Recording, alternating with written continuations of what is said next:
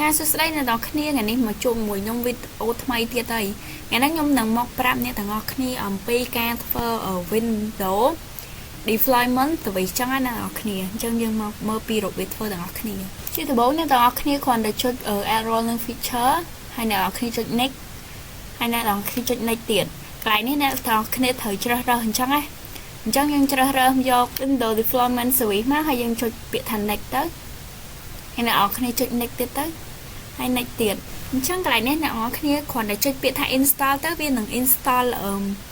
Windows deployment service ឲ្យអ្នកនរគ្នាដើម្បីយើងធ្វើបន្តទៀតអញ្ចឹងណាអ្នកនរគ្នាហើយយើងគ្រាន់តែរងចាំបន្តិចទៅវានឹងដើរឲ្យយើងឯអ្នកនរគ្នា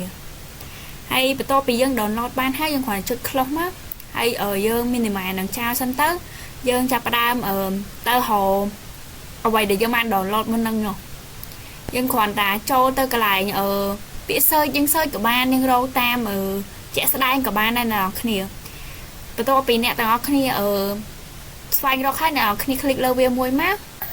ហើយអ្នកនរគ្នាគ្រាន់តែចុចបើក service ហ្នឹងមកអ្នកនរគ្នាចុច right click លើវាហ្នឹងទៅហើយអ្នកនរគ្នា config វាមក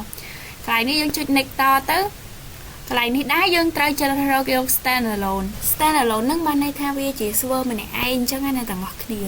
ហើយយើងចុច next ទៅកន្លែងនេះដែរវាអូតូបង្កើតជាមួយនឹងវាអូតូ set ទៅ network ដល់ខ្លួនឯងអញ្ចឹងណាអ្នកនរគ្នាហើយបន្ទាប់ពីយើងចុច next ហើយយើងចុច yes ហើយយើងចាប់ផ្ដើម tick កន្លែងនេះពីរចំណុចហ្នឹងហ្មងហើយយើងចុច next ទៀតបន្ទាប់មកអ្នកនរគ្នាត្រូវ tick លើពាក្យថា respond to all client computer មួយហើយអ្នកនរគ្នាចុច next ទៅវានឹង install អ្នកនរគ្នាហើយអ្នកនរគ្នាគ្រាន់តែរងចាំមានបន្តិចទៅវានឹងដំណើរការឲ្យអ្នកទាំងអស់គ្នា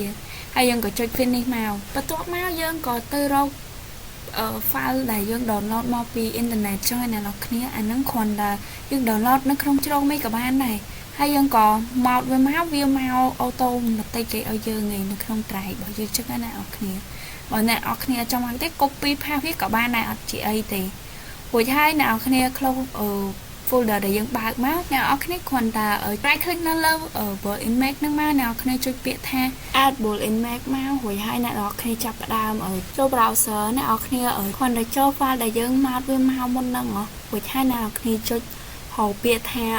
boot.win អញ្ចឹងអ្នកនរគ្នាបន្ទាប់ពីយើងហៅពាក្យថា boot.win ហ្នឹងឃើញហើយយើងចុច open វាមកយើងនឹង add វាចូលបានអ្នកនរគ្នារួចហើយអ្នកគ្នាចុចពាក្យថា next ទៅកន្លែងនេះដែរសម្រាប់កន្លែងយើងដាក់ឈ្មោះអ្នកគ្នាចង់ដាក់ឈ្មោះអីក៏បានដែរអត់អីទេហើយខ្ញុំក៏បានដាក់ឈ្មោះ Windows 10អីអញ្ចឹងទៅហើយអ្នកគ្នាដាក់អីក៏អត់បានដែរកន្លែងហ្នឹងហើយយើងបន្ទាប់ពីយើងដាក់ឈ្មោះអីហើយអស់អ្នកគ្នាគ្រាន់តែរងចាំវាបន្តិចទៅវាដើរចាប់ទៅយើងក៏ finish វាទៅអានឹងវា add image ចូលក្នុង boot នឹងហើយអ្នកគ្នាហើយអ្នកគ្នាចូលពាក្យថា install អ្ន